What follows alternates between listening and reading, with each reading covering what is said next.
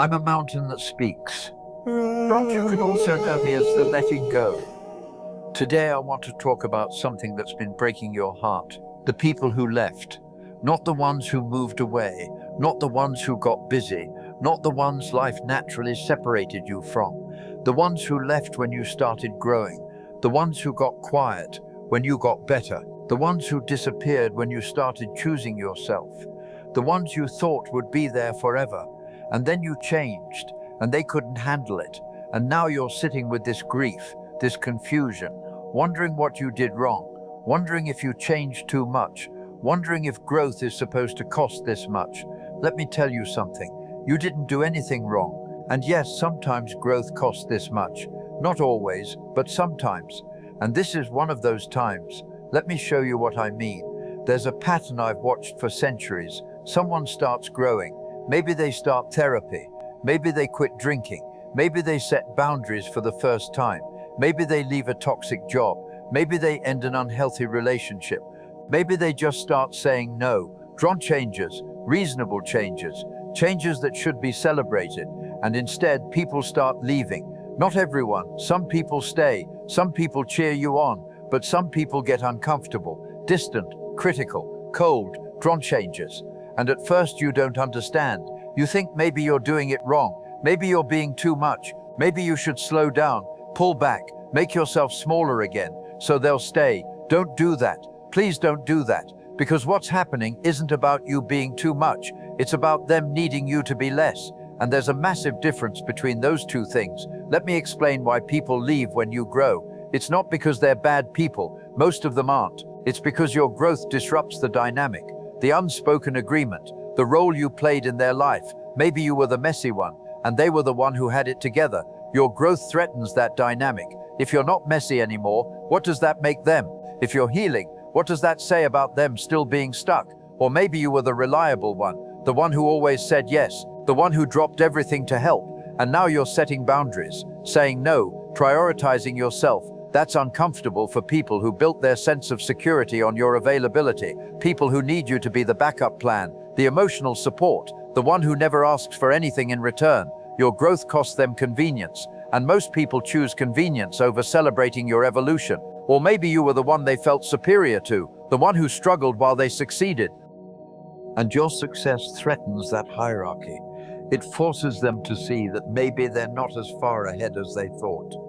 Maybe their success isn't as impressive when you're succeeding too. It's not conscious usually. Most people don't sit down and think I need them to stay small so I can feel big. But unconsciously, that's exactly what's happening. Your expansion makes their stagnation visible, and instead of using that as motivation to grow themselves, they'd rather you shrink back down. Does that make sense? I know it hurts. I know you want to believe that the people who loved you would celebrate every version of you, but some people only love the version that made them comfortable, the version that didn't challenge them, the version that didn't mirror back their own avoidance. And when that version started evolving, they couldn't adjust. So they left, not because you failed them, because you outgrew the role they needed you to play. Let me tell you about someone I watched. Let's call them the breakthrough. They spent years in a friend group, 10 years, close friends, the kind who knew everything about each other, or so they thought. And then the breakthrough started therapy, started actually dealing with their trauma instead of joking about it, started setting boundaries instead of being endlessly accommodating, started saying I can't make it instead of showing up exhausted. Small shifts, healthy shifts, and the friend group got weird. Suddenly they were less available to hang out, less responsive to texts, less interested in including them. And when the breakthrough asked what changed, the response was, you've changed. You're different now. You're not fun anymore. Translation, you're not performing anymore. You're not shrinking anymore. You're not playing the role we needed you to play anymore. And that was devastating, because the breakthrough thought these people loved them. And maybe they did, but they loved the performed version, the manageable version, the version that didn't ask them to grow too. You know what happened next? The breakthrough grieved, really grieved, because losing a 10-year friendship isn't nothing. Losing an entire friend group isn't nothing. Even when the loss is necessary, it still hurts. But after the grief, something else happened. Space opened up.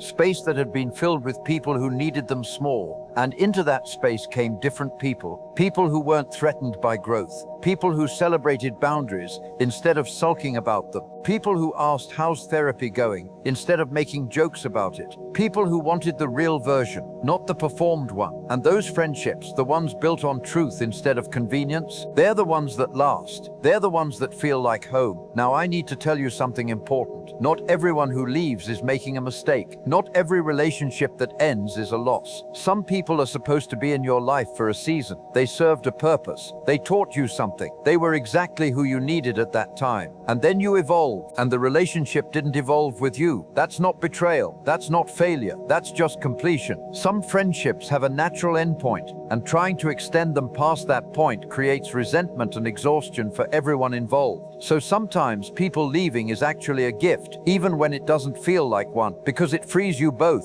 Them from trying to connect with someone they don't understand anymore. You from trying to shrink to fit a space that's too small. But I also need to tell you this. Some people leave because they're uncomfortable with your growth, but would come back if you gave them time and space. Not everyone who gets weird immediately is lost forever. Some people just need to process, to adjust, to catch up to the version of you that's emerging. So don't write people off immediately, but also don't wait around forever for people who clearly don't want to be there. There's a balance between giving people grace to adjust and recognizing when someone simply doesn't want to know the real you. You'll feel the difference. People who are adjusting stay engaged even when it's uncomfortable. They ask questions, they try. They might be clumsy, but they're present. People who are leaving disengage. They stop asking questions. They stop trying. They go through motions, but there's no real connection underneath. Can you feel that difference with the people in your life right now? The ones who are adjusting versus the ones who are leaving? Be honest with yourself, not hopeful, honest. Because hope can keep you stuck in relationships that ended months ago. Hope can have you performing again just to keep people who don't actually want to stay, and you've worked too hard to start performing again. So let me ask you directly, who are you trying to keep that's already gone? Who are you shrinking for? Who are you explaining yourself to over and over, hoping they'll finally understand? And what would happen if you stopped? If you let them go? If you trusted that people who are meant for you don't require this much convincing? I know that's scary, because letting go means facing the possibility that you'll be alone, and loneliness is terrifying, especially when you've already lost so many people. But here's what I know, being alone is temporary. Being surrounded by people who need you small is permanent, unless you choose differently. Which would you rather?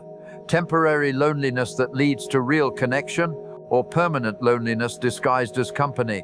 Because that's the actual choice, not alone versus connected.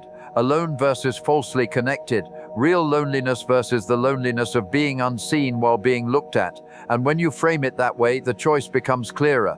Let go of the people who need you small, even if it hurts, even if you've known them forever, even if you thought they'd be there until the end. They were there until their end, not yours, and that's okay. You know what happens when you finally let go? First, grief, real grief. Don't skip this part. Don't try to logic your way through it or convince yourself you're better off so you don't have to feel the loss. Feel the loss. Honor what those relationships were, even if they couldn't continue. Then space. Actual space. Not just physical space, but energetic space, mental space, emotional space. Space that's been filled with managing other people's discomfort with your growth. Space that's been filled with explaining and defending and justifying. Space that's been filled with performing and shrinking and translating. And that space, that precious space, becomes available for something else, for yourself, for your actual interests, for your actual pace, for your actual priorities, for the person you're becoming, without having to check if it's okay with people who want you to stay who you were. And then, slowly, new people start appearing. Not always immediately. Sometimes there's a long stretch of just you, and that's good. That's necessary. You need time with just yourself to remember who you are without performing for anyone. But then, when you're ready, when you're solid in yourself, the right people show up.